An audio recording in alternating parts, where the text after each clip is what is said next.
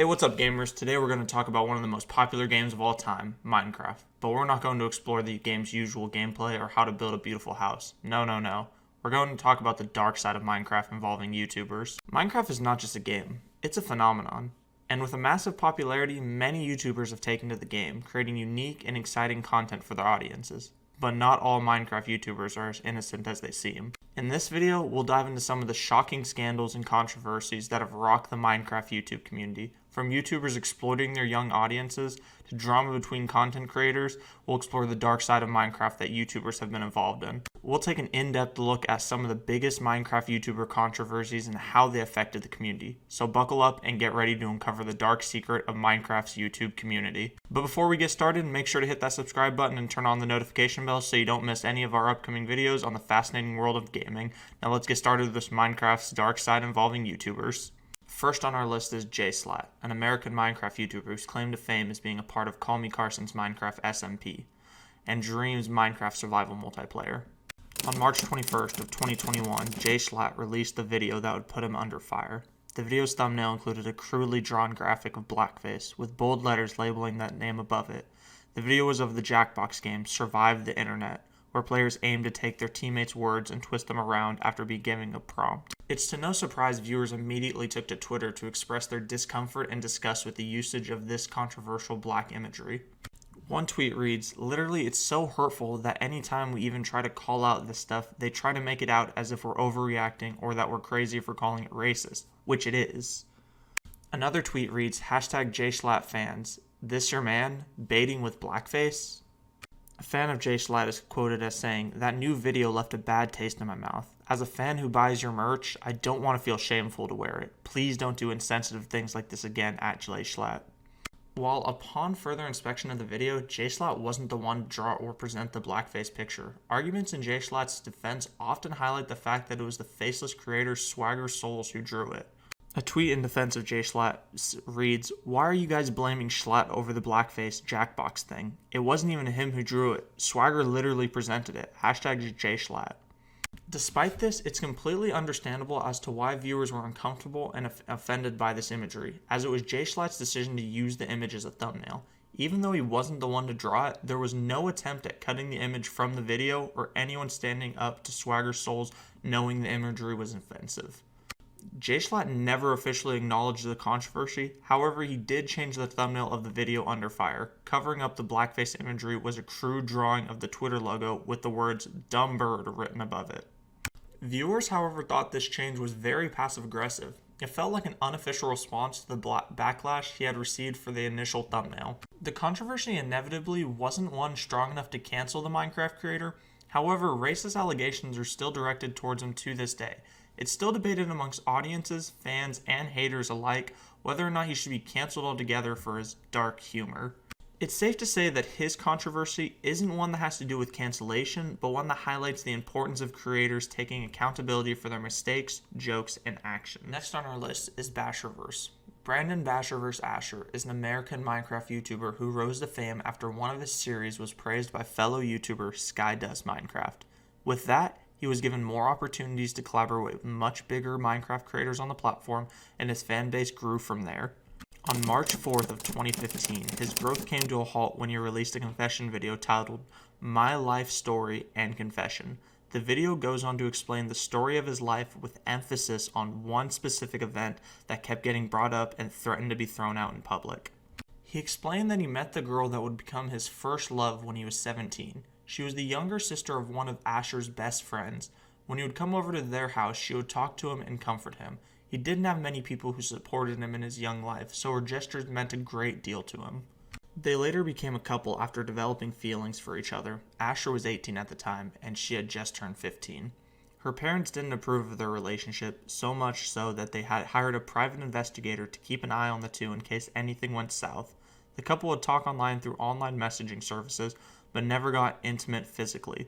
Asher was then woken up one day with a knock on his door. He was introduced to the private investigator and then arrested for the chat history with his 15-year-old girlfriend. He was legally charged with a first-degree felony for unlawful transactions with a minor under 16 years of age. Asher was apprehended but later released on bail. His computers were confiscated and he was sent to a therapist's class for pedophiles. He was later released from the mandatory therapy after his therapist stated to the court that he didn't belong in the class. Asher stated that he didn't leave the house for nearly 10 years after the event. Even when he moved, he became a shut-in and would only occasionally leave to see his adoptive mother. He claimed that he was incredibly suicidal during this time. It was during this time that he had started his own Minecraft series, which would later be his call to fame. The confessional video was met with mass amounts of both hate and support. Some saw the hardships their favorite creator had to overcome to get where he was now and saw past his criminal charges, and others couldn't. He would receive death threats, doxing, and even worse rumors circulating on the internet because of his charges being public knowledge. The most prominent of those being the rumor that he raped a 10-year-old girl when he was 23, which he frustratingly debunked on camera. On September 17th of 2019, Basher took to his old Twitter to tell people to follow Toasty Time, as that's what he would be using now. He then started streaming on Twitch under the name Toasty. On December 28th of 2019, Basher began uploading content on his YouTube channel again, which he renamed Toasty Time. On September 12th of 2021, Brandon died due to complications from COVID-19 and pneumonia. In his final months, Basher continued to update his fans about his health conditions, often pleading with his fans to be vaccinated and stay masked as to stay as far from his condition as possible. His warning tweets were largely shared across various news platforms and warnings others to stay protected from the virus. Following his death, several streamers who were friends with Basher back during his original time inside YouTube commemorated him online. Next on our list is Callmecarson. Callmecarson King is a Minecraft YouTuber and streamer best known for his creation of the Minecraft SMP Live and being one of the founders of the Lunch Club.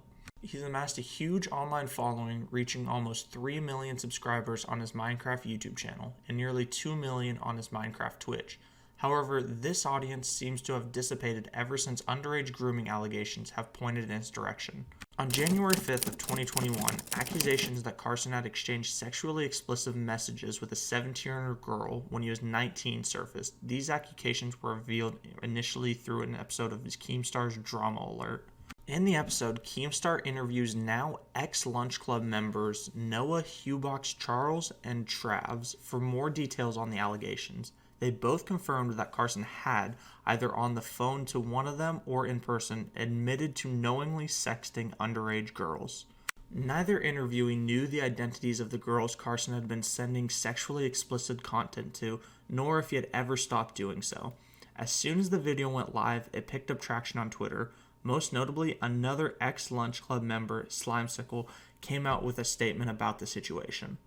Slimesicle's current statement is up on screen, and I'm going to be reading the middle section, which states, in an early 2020 phone call, Carson told all the Lunch Club members and our group manager that he exchanged nudes with an unnamed girl he believed to be 17. Because I suspected a crime had been committed, I immediately reported this information to federal law enforcement, cut all ties to Carson, and withdrew completely from Lunch Club. Although the Lunch Club manager had asked about a final March drop or a goodbye video, I refused these because I no longer wanted to be associated with Carson or Lunch Club.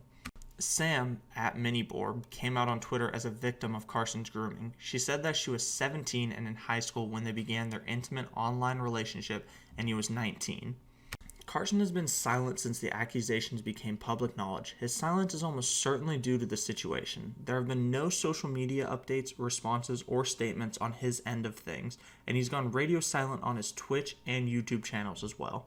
Many of Carson's friends have publicly cut ties with him, including many former Lunch Club and Minecraft SMP members such as Jschlatt, Slimesicle, Hubox, and Trevs.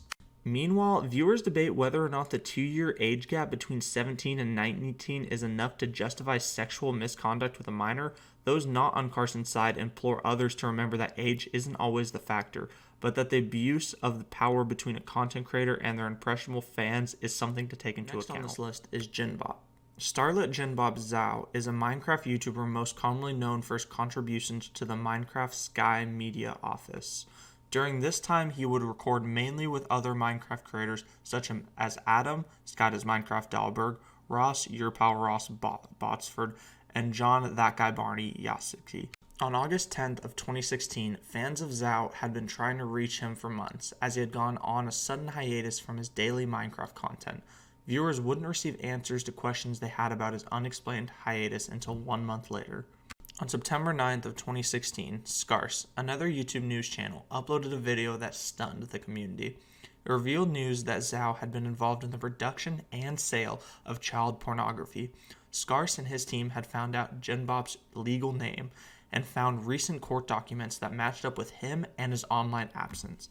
Scarce in his video says that he believes his absence has been due to being arrested, detained, and in court. Court files have been made public, allowing viewers to follow the case on paper and read the full story of the immoral, pedophilic acts that went on behind the scenes of this seemingly innocent Minecraft YouTuber. Zhao had groomed a 14-year-old fan to participate in producing child pornography. He flew out to the Detroit metropolitan area where the victim resided to engage in a sexual encounter. There are audio and video recordings withheld by the court that detail Zhao asking the victim to remove her clothes, giving her advice on grooming her genital area, asking to kiss her genitalia, and successfully encouraging her to expose herself on camera. Many other Minecraft creators gave their opinions on this matter after Scarce's video, such as Skydoes Minecraft, who simply said, "Wow." Skydoes Minecraft later went on Instagram livestream to talk about Zhao amongst other topics. He says the two stopped talking ages before he stopped uploading Minecraft content, and even before he was arrested. He looks back on knowing Zhao and says that he didn't dislike him when he knew him. Zhao was sentenced to 7 years in prison. He was set to be released around the summer of 2023. But unfortunately, according to the website for the Federal Bureau of Prisons, Zhao was released on June 2nd of 2022 for quote-unquote good behavior. And last on this list is a YouTuber that I unfortunately watched as a kid myself, Lionmaker. Marcus Lionmaker Wilton, a Belgian Minecraft YouTuber known for his sexual abuse allegations. On September 19th of 2015, the first allegation against Wilton surfaced through a Drama Alert interview with a parent who exposed him for coaxing their underage child to provide him with nude pictures. On March 7th of 2016, fellow British YouTuber Oliver Colossal is Crazy Colton exposed Wilton as a pedophile. He also stated that Wilton was a master manipulator towards children. Wilton knew how to interact with kids and coax sexually explicit content out of them. On November 6th of 2016, Wilton ended up on Colton's podcast in a feeble attempt to defend himself. He was unsuccessful in this matter. However, despite the hate he was receiving for being outed as a pedophile, he wasn't being lawfully reprimanded. It wasn't until late 2016 that he was arrested on account of statutory rape as well as distribution and possession of child pornography. On December 17th of 2018, nearly a year after his release from prison, another victim of Wilton's sexual abuse, Paige, came forward with a video on her personal channel explaining what happened between them. She endured 3 years of his gross sexual misconduct. On September 29th of 2020, Wilton's Minecraft channel was finally terminated on account of violating YouTube's terms of service. He tried to return to the internet a year prior and has kept making attempts since then, but he's being met with an audience that does not want him back.